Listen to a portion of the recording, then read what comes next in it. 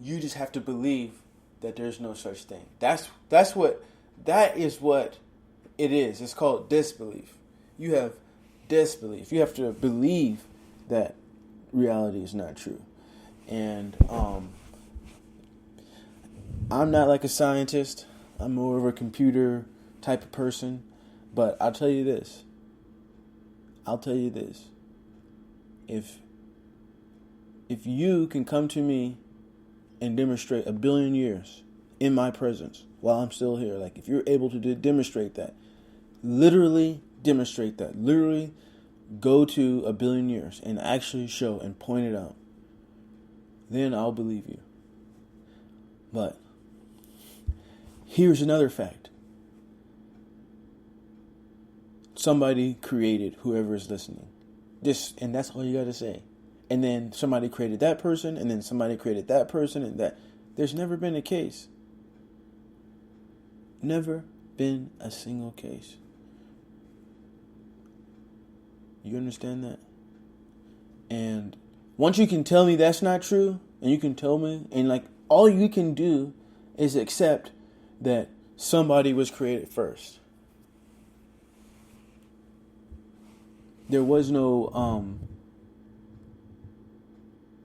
evolution, in that sense. Now I can understand evolution of cultures, evolution of society, but unless you can show me 1,000,000,000 years, unless you can just be like, this is 1,000,000,000 years. No, not some test that says this. I literally want to see it happening, something repeatable.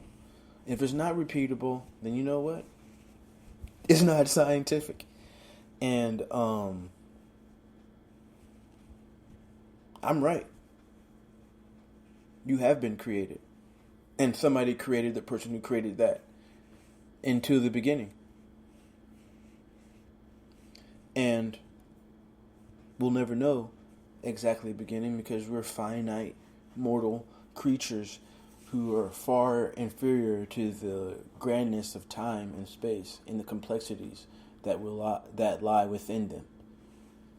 And that is just a simple base layer of the fact, and not the all-encompassing eternal understanding. The eternal nature of reality is far beyond our simple way of thinking. It's far beyond moments in time. It's far beyond the dimensions of emotion that a person can reach, or the artistic abilities with song and dance and art and film. Time is something far beyond the human understanding. It is not just a benchmark to ping back towards, to check yourself in the relevant reality of time. It is a linear line that never had a beginning and never has an end.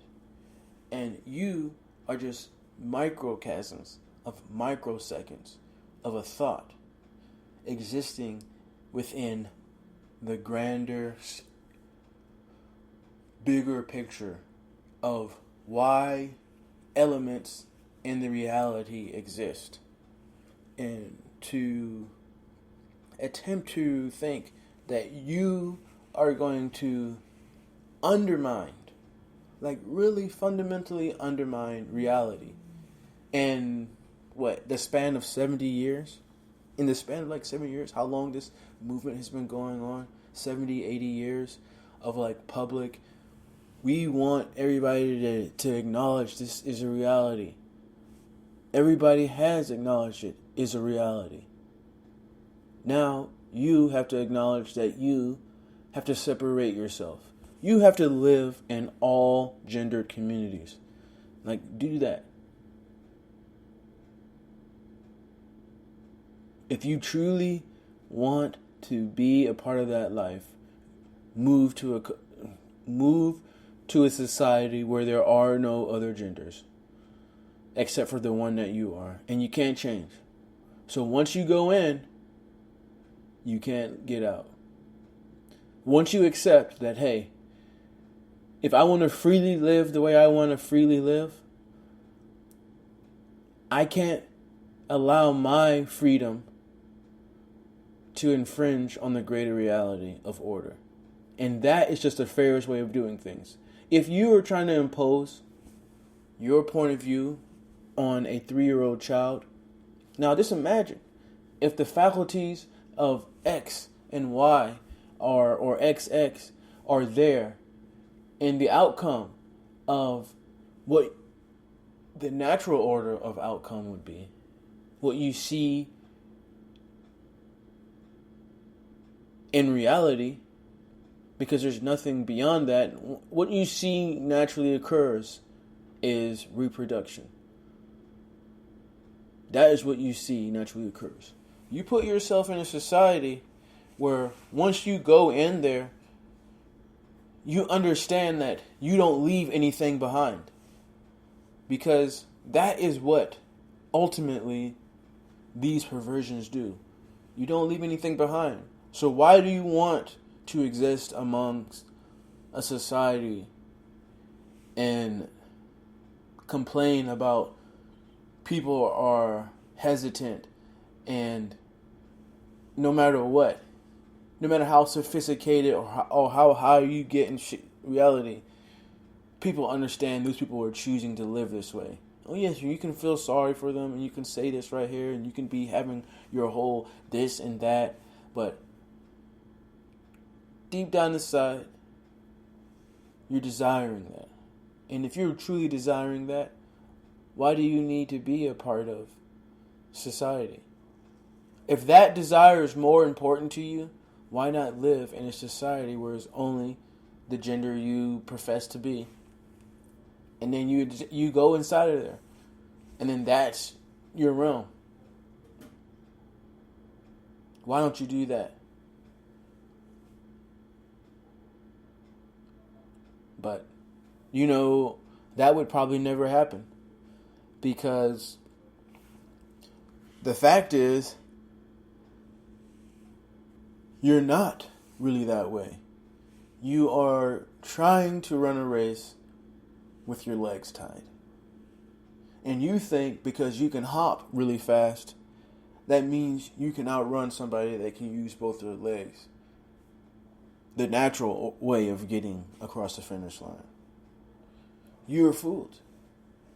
And you're a fool. And there is someone out there that is hoping that you accept that reality. There's hoping that you never find the truth. You never find what is really real. That's what there are. There's people out there that want to domesticate you. They want your thought. They want you to only think like how they tell you. They want you to get angry for things. They want you to be mad at the truth. And when you focus on what the truth is, and you look at November 3rd, make a decision based off of that. I mean, there's so many different things I can talk about. There's so many different things I can just rant on and on. Like, for me, I think the hole in the donut should be a little bit smaller. You know what I'm saying? Like, it kind of annoys me to see, like, this is what they invented. They invented a donut with a hole that's a little too big. And I feel like there should be a little bit more donut and a little less hole. And that is just one of the things that annoys me in life. Even though I was going over this crazy rant that probably didn't make any sense, because somebody's like, you get all these people on the internet and seeking knowledge that already looked at everything else online, and they don't know what's really going on, because there are circles of thought that exist, and now this is the platform to say them. And like, I hang around those people, and I'll definitely describe some of the things that are going on, because there's a lot of things going on. And if you focus on what you don't understand, you'll get struck. You'll get struck by that light. And it will sting. It will sting. And yeah, and by the way, yeah, even though the likelihood right now of me doing this and getting a live audience is, even though this is going live, um, I know that I'm not choosing the right time. I think this is the right time. I think lunchtime is the right time to do something like this, but I don't really know. And I just want you to put something in the chat if you want to chat, that way I can see what people are thinking about, how they're taking this, if it sounds good, if it's too low, just little things like that. I'll be, having guests on here and there, but I'm really just focusing on getting something out there and being consistent. I believe if you're consistent with something, you can get further in life, and that's how you can win. And I was just trying to make it sound like I was about to feel pain and agony in my voice, and just to see if your mind started feeling like, oh, what's going on in the way that I was talking. And, maybe I got a text message and something negative happened. Or maybe I'm just saying that because I understand that at some point you get a first attempt to be honest to somebody. And then after how you display your character or whatever it is, you know what happens? People will believe you for whatever they saw you at first. So if you come off as a respectable guy and you had something sorry, like you have like a sorry story, they're going to look at you like you have a sorry story, And nothing against that guy with no arms or no legs. That's confidence. But there's a lot of people looking at that guy saying like, man, I shouldn't be complaining. And that's not the way you want to look at it. You want to be looking at that guy like, hey, he's a person and he figured it out. And you can too. And he just figured out how to use his advantages he was given in life. Because certain disabilities give you advantages. And just like, the things that happened to black people back in the day, they have certain advantages of today that they may not understand how to utilize. And I believe there should be institutions, but not an institutionalization of a kind of behavior like a prison or something like that, but like institutions that specifically target black male youths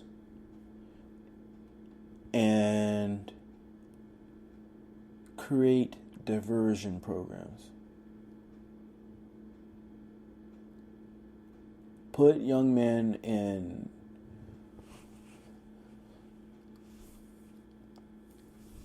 a system that allows them to understand, like, figure out to really how to take that time that they lose by not having a father figure. I think there should be some kind of penalty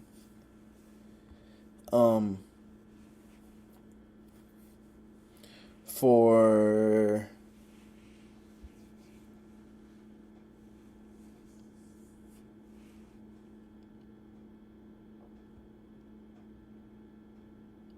nope, I'm not even going to say it because I think that is very extreme, and then that can haunt me for the eternal internet universe.